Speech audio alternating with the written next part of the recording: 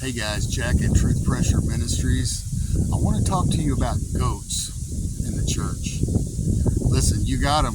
If you've got a congregation, more than likely you've got goats in the church. So what is a goat? Goats are a lot like sheep, but they're not sheep. Maybe they were sheep at one time. Maybe they were never sheep. But here's the difference between goats and sheep.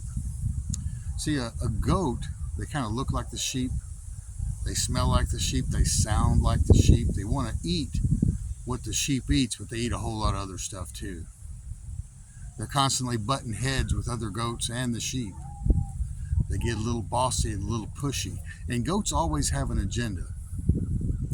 Goats want to have control. That's why they butt heads with folks. Goats want to have authority over other sheep. So how do we deal with goats in the church? Goats are like the tares in the wheat that are sown together. You're not supposed to pluck them up. You're supposed to let them grow together. That's what the Bible says, Matthew 13, and it talks about goats and sheep in Matthew 25. So how do we deal with goats in the church, guys? Well, here's the deal. You can't give goats authority over sheep. You can milk them. That's the only thing you can do with a goat. Yes, you love them.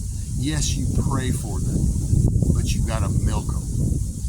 And that may seem unloving and unkind, but milking a goat is a part of their development process. It's a part of their learning process.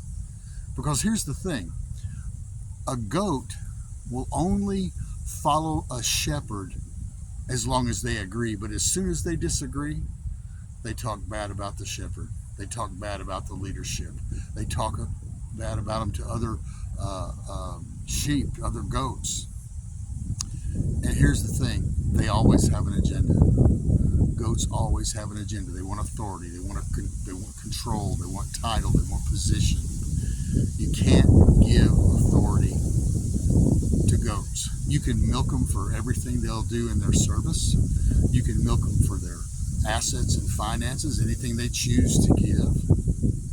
But guys, don't let a goat have control in your congregation, in your church. What happens is many a times you will find that some of the biggest contributors in your church are goats.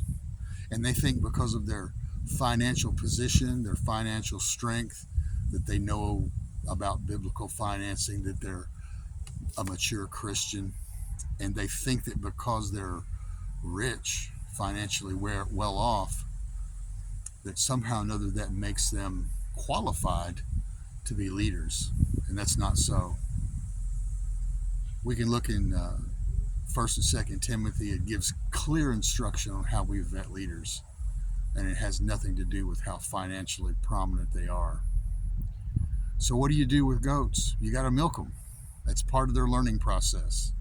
And what happens is they will only serve until there's a disagreement with leadership. And if they don't get position and title, they get offended, they leave. And you'll see the pattern of goats is they'll bounce from ministry to ministry to ministry, and they never have anything good to say about the ministries they came from. So listen, if that's you, stop being a goat. But if you're a pastor or a leader, now you know.